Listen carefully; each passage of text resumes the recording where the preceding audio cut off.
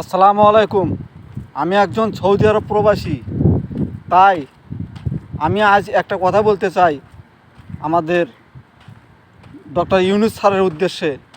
সে একটা কথা হলো কি, আমরা যে প্রবাসে এসেছি আমাদের বাংলাদেশের আমরা যে টাকা পয়সা ইনকাম করতেছি, এটা কিন্তু আমাদের বাংলাদেশের উন্নয়ন হচ্ছে।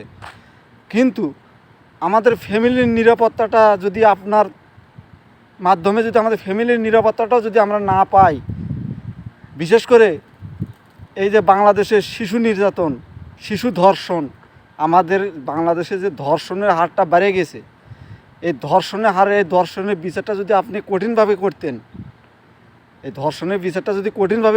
একটা বিচার করে দেখেন, একটা বিচার যদি সফল হয়, তাহলে ওই একটা বিচারের উদ্দেশ্য একটা বিচার দেখার পর আর দ্বিতীয় কোনো এরকম যেন কেউ কোনো ওই কাজে জড়িত না হয়ে যায়, এমনভাবে বিচারটা করবেন।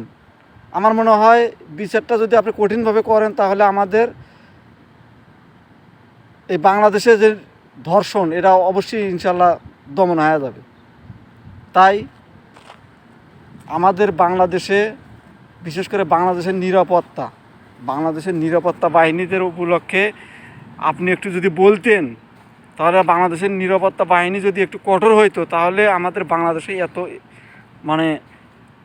যে পর্যায়ে চলে গেছে, পর্যায়টা থাকতো না।